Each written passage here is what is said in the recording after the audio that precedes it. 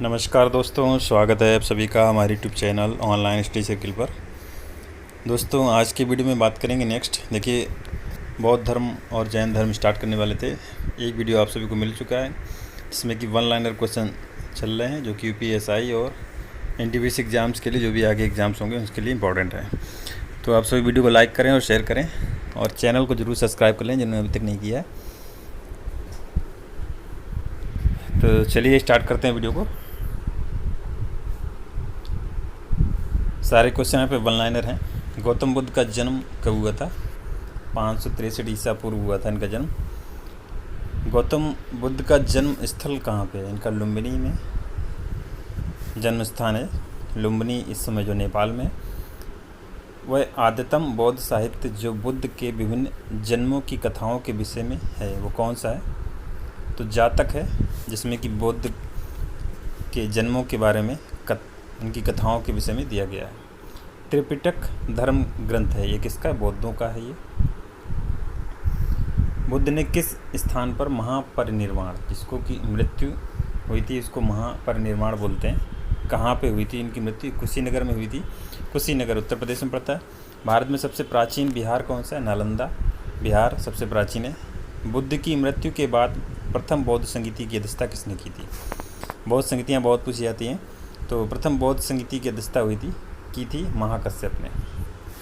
ठीक है। और प्रथम बौद्ध संगीति किसके शासनकाल में हुई थी? ये अजातशत्रु के शासनकाल में हुई थी।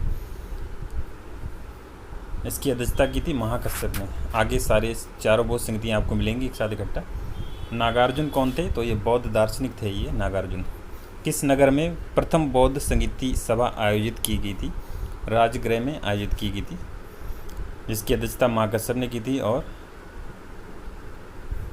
अजातशत्रु के समय में हुई थी। अष्टांगिक मार्ग की संकल्पना अंग है, ये किसका अंग है ये? तो ये धर्म चक्र प्रवर्तन सूत्र के विषय वस्तु का है ये। मिलिंद पहो राजा मिलिंद और किस बौद्ध भिक्षु के मध्य संवाद के रूप में है? तो ये नागसेन के मध्य है। महायान बौद्ध धर्म में बोधिसत्व अवलोकितेश्वर को और किस अन्य नाम से जानते हैं? तो पद्मपाणि के नाम से जाना जाता है इनको। बौद्ध धर्म तथा जैन धर्म दोनों ही विश्वास करते हैं कि कर्म तथा पुनर्जन्म के सिद्धांत सही हैं। दोनों ही धर्मों ने कर्म तथा पुनर्जन्म के सिद्धांतों को सही माना है। कनिष्क के शासनकाल में चतुर्थ बौद्ध संगीति हुई थी और ये कहाँ हुई थी? तो ये हुई थी कुंडलवन कश्मीर में हुई थी, जिसकी अध्यक्षता वासुमित्र ने की थी। तृतीय बौद्ध संगीति कहाँ आयोजित हुई थी? तृतीय बौद्ध संगीति आयोजित हुई थी पाटलिपुत्र में और ये अशोक के समय में हुई थी तृतीय बौद्ध संगीति। अब यहाँ पर कुछ बुद्ध के जीवन से कुछ जुड़े प्रतीक कई बार एग्जाम में पूछा जाता है। जैसे बुद्ध के गर्भ में आने का प्रतीक क्या था? हाथी था। जन्म का प्रतीक कमल था। यौवन का प्रतीक सांड। गृह त्याग का प्रतीक घोड़ा। ज्ञान का प्रतीक पीपल है, क्योंकि इनको पीपल वृक्ष के नीचे ज्ञान प्राप्त हुआ था। समृद्धि का प्रतीक शेर और निर्वाण का प्रतीक है पदचिन्ह और मृत्यु का प्रतीक है स्तूप। गौतम बुद्ध का गुरु कौन थे? तो अलार कलाम के गुरु थे।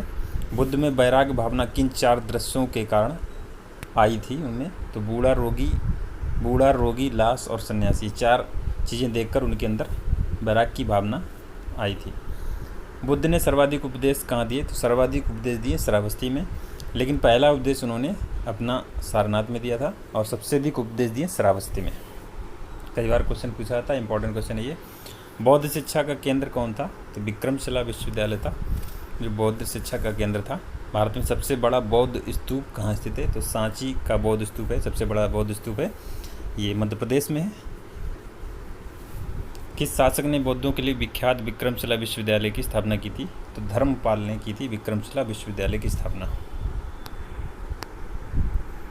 किसके द्वारा तृतीय बौद्ध संगीति के संरक्षण प्रदान किया गया था? तो अशोक के समय में हुई थी तृतीय बौद्ध संगीति, पाटलिपुत्र में हुई थी। बौद्ध ग्रंथ पिटकों की रचना किस भाषा में की गई है? तो बौद्ध ग्रंथ पिटकों की रचना पाली भाषा में की गई है। कश्मीर में कनिष्क के शासनकाल में जो बौद्ध संगीति आयोजित हुई थी उसकी अध्यक्षता किसने की थी? देखिए चतुर्थ बौद्ध संगीति कश्मीर में हुई थी कनिष्क के शासनकाल में। इसकी अध्यक्षता की थी वासुमित्र ने। मठ, मंदिर और स्तूप किस धर्म से संबंधित हैं? ये बौद्ध धर्म से संबंधित हैं। बौद्ध धर्म एवं जैन धर्म दोनों के उपदेश किसके शासनकाल में दिए गए थे? काफ़ी इंपॉर्टेंट क्वेश्चन है ये। तो बिंबसार के शासनकाल में दिए गए थे। बौद्ध धर्म और जैन धर्म दोनों के उपदेश बिंबसार के शासनकाल में दिए गए थे। गौतम बुद्ध ने अपना प्रथम उपदेश कहाँ दिया था? प्रथम उपदेश सारनाथ में दिया था। सबसे अधिक उपदेश श्रावस्ती में दिए हैं। बौद्ध धर्म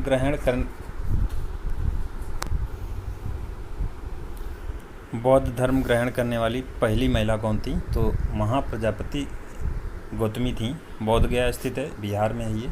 जातक किसका ग्रंथ है? बौद्धों का ग्रंथ है जातक। सिद्धार्थ, जिनका बुद्ध भगवान का बचपन का नाम सिद्धार्थ था, इनको ज्ञान की प्राप्ति कहाँ हुई थी? बोध गया में हुई थी। सारनाथ में बुद्ध का प्रथम प्रवचन क्या कहलाता है? धर्म चक्र प्रवर्तन इनको बोलते हैं। बौद्ध धर्म ने समाज के किन वर्गों पर महत्वपूर्ण प्रभाव डाला? तो इन्होंने महिला और शूद्र पर महत्वपूर्ण प्रभाव डाला।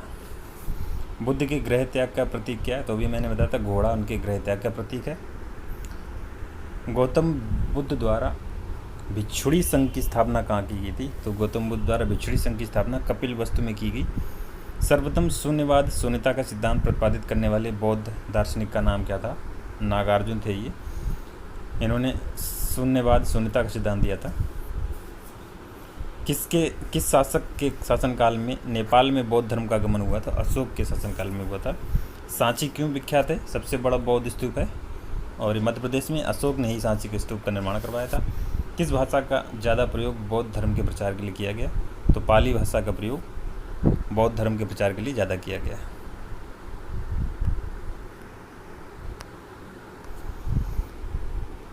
महावीर स्वामी का जन्म कहाँ हुआ था? इनका जन्म हुआ था कुंडग्राम में हुआ था। एशिया की रोशनी यानी लाइट ऑफ एशिया किसको कहते हैं? गौतम बुद्ध को लाइट ऑफ एशिया कहा जाता है। बुद्ध के जीवन की किस घटना को महाभिनिष्क्रमण के रूप में जाना जाता है? उनके गृह त्याग को महाभिनिष्क्रमण के रूप में जाना जाता है। गौतम बुद्ध की माँ किस वंश से संबंधित थी? कोलीय वंश से संबंधित थी इनकी माँ। किस राजा के एक अभिलेख से सूचना मिलती है कि शाक्य मुनि बुद्ध का जन्म लुम्बिनी में हुआ था? तो ये अशोक के अभिलेख से प्राप्त होता है। अशोक का अभिलेख कौन सा है? मौर्य वंशी शासक अशोक के रुमनीदेय अभिलेख से सूचना मिलती है कि शाक्य मुनि बुद्ध का जन्म लुम्बिनी में हुआ था। ठीक है। महात्मा बुद्ध ने अपना पहला धर्म चक्र प्रवर्तन किस स्थान पर दिया था? सारनाथ में उन्होंने पहला अपना उपदेश दिया था, जिसको धर्म चक्र प्रवर्तन के नाम से जाना जाता है। और सारनाथ वाराणसी में स्थित है। ये वाराणसी के निकट है। ये बुद्ध ने सर्वाधिक उपदेश दिए थे श्रावस्ती में दिए। महावीर का जन्म किस क्षत्रिय गोत्र में हुआ था? जांत्रिक क्षत्रिय गोत्र में हुआ था। महावीर की माता कौन थी? इनका माता का नाम त्रिशला था। महावीर का मूल नाम क्या था? वर्धमान इनके मूल नाम था। महावीर की मृत्यु कहाँ हुई थी? पावापुरी में इनकी मृत्यु हुई है। जैनियों के पहले तीर्थकार कौन थे? तो ऋषभदेव पहले तीर्थंकर होते हैं इनके, ऋषभदेव। जैन परंपरा के अनुसार जैन धर्म में कुल कितने तीर्थंकर हुए? 24 तीर्थंकर हुए। 24वें थे महावीर स्वामी थे, पहले यहाँ पर दिए गए ऋषभदेव, और 23वें थे पार्श्वनाथ। 24वें महावीर स्वामी जो थे 24वें थे। जैन दर्शन के अनुसार सृष्टि की रचना एवं पालन पोषण सार्वभौमिक सत्य से हुआ है। जैन समुदाय में प्रथम विभाजन के श्वेतांबर संप्रदाय के संस्थापक कौन थे? स्थूलभद्र थे, वो श्वेतांबर संप्रदाय के थे। जैन तीर्थकार पार्श्वनाथ द्वारा प्रतिपादित 4 महाव्रतों में महावीर स्वामी ने 5वें महाव्रत के रूप में क्या जोड़ा था? उन्होंने ब्रह्मचर्य उसमें जोड़ा था। भगवान महावीर का प्रथम शिष्य कौन था? जमाली इनका प्रथम शिष्य था। त्रिरत्न सिद्धांत सम्यक धारणा, सम्यक चरित्र और सम्यक ज्ञान जिस धर्म की महिमा है वह कौन सा है? वो जैन धर्म का है। दिलवाड़ा के जैन मंदिरों का निर्माण किसने करवाया था? कई बार क्वेश्चन पूछा जा चुका है, इंपॉर्टेंट क्वेश्चन है। राजस्थान में है दिलवाड़ा के जैन मंदिर, माउंट आबू के। चालुक्य सोलंकियों ने इसका निर्माण करवाया था। स्यादवाद सिद्धांत है, ये जैन धर्म का सिद्धांत है स्यादवाद का।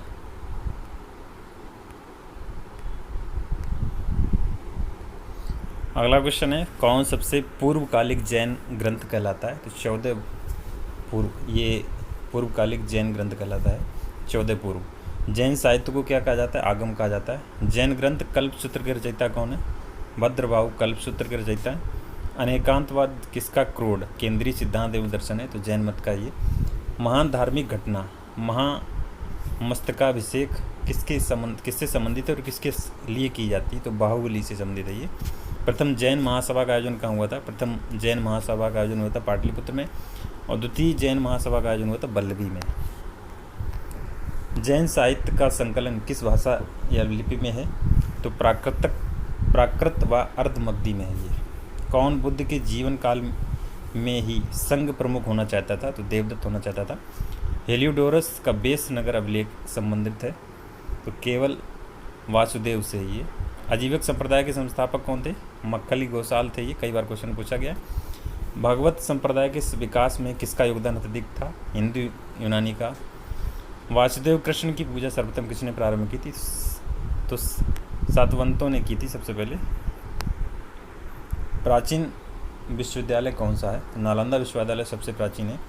पाली अब महाजनपद काल देखते हैं इसके क्वेश्चन आगे। पाली ग्रंथ में गांव के मुखिया को क्या कहा जाता था? भोजक या ग्राम भोजक कहा जाता था। उज्जैन का प्राचीन नाम अवंतिका था। उज्जैन इसका प्राचीन नाम। नंदवंश का संस्थापक कौन था? महापद्म नंद नंदवंश का संस्थापक था ये। प्राचीन भारत में पहला विदेशी आक्रमण किसके द्वारा किया गया था? तो ईरानियों के द्वारा किया गया। सिकंदर ने भारत पर कब आक्रमण किया था? 326 ईसा पूर्व इसने आक्रमण किया था। हर्यक वंश के किस शासक को कुणिक कहा जाता था? अजातशत्रु को कुणिक कहा जाता था।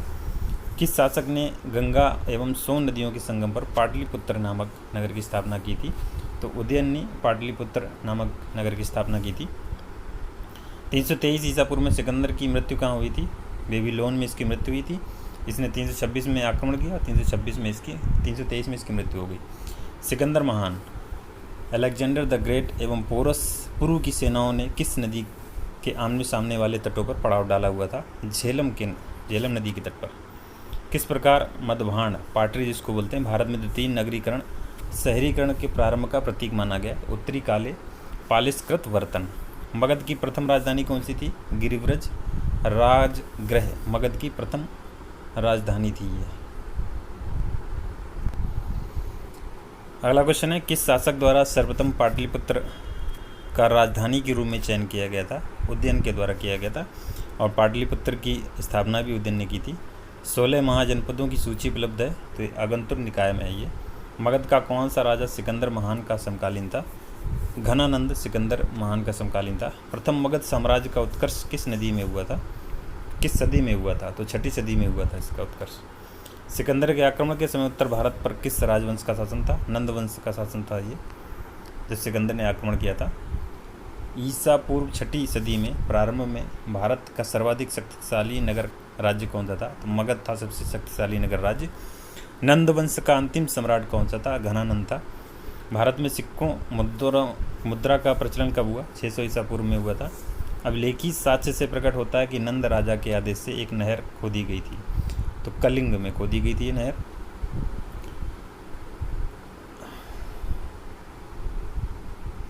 ये कलिंग अभिलेख जो दिया था, ठीक, उसमें ये दिया गया था कि नंद राजा के आदेश से एक नहर खोदी गई थी।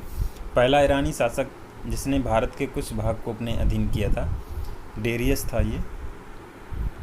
मगध के किस प्रारंभिक शासक ने राज्यारोहण के लिए अपने पिता की हत्या की एवं इसी कारणवश अपने पुत्र द्वारा वह मारा गया था? तो अजातशत्रु था ये।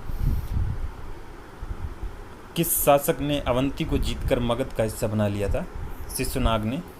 कौन सा बौद्ध ग्रंथ 16 महाजनपदों का उल्लेख करता है? आगंतुक निकाय ये 16 महाजनपदों का उल्लेख करता है। विश्व का पहला गणतंत्र वैशाली किसके द्वारा स्थापित किया गया था? लिच्छवियों द्वारा स्थापित किया गया था ये। प्राचीन श्रावस्ती नगर विन्यास, श्रावस्ती का नगर विन्यास किस आकृति का है? तो अर्धचंद्राकार का है। मगध के सबसे प्राचीन वंश के संस्थापक कौन थे? तो बृहद्रथ थे मगध के सबसे प्राचीन वंश के संस्थापक। कली ग्रंथों में गांव के मुखिया को क्या कहा गया है? भोजक कहा गया है। गृहपति का अर्थ क्या है? धनी व्यक्ति।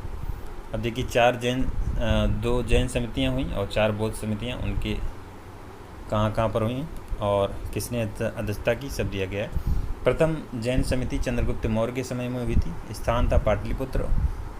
अध्यक्षता कौन किसने की थी? स्थूलभद्र ने। द्वितीय हुई थी 512 ईस्वी में, वल्लभी में हुई थी। इसकी अध्यक्षता की थी देवर्षि क्षमा शर्मण ने। अब बौद्ध संगतियाँ जो कि बहुत ही इंपॉर्टेंट है, ये हमेशा एग्जाम में पूछी जाती हैं। प्रथम बौद्ध संगति 483 ईसा पूर्व में हुई थी। समय तुमको याद करने की कोई ज़रूरत नहीं है। शासक अजातशत्रु थे। स्थान था राजगृह और महाकश्यप ने अध्यक्षता की थी। द्वितीय हुई थी कालाशोक के शासनकाल में, वैशाली में हुई थी। सर्वकामिनी ने अध्यक्षता की थी। तृतीय हुई थी अशोक के शासनकाल में, पाटलिपुत्र में हुई थी। मोगालीपुत्र ने इसकी अध्यक्षता की थी। और चतुर्थ बौद्ध संगति हुई थी कनिष्क में,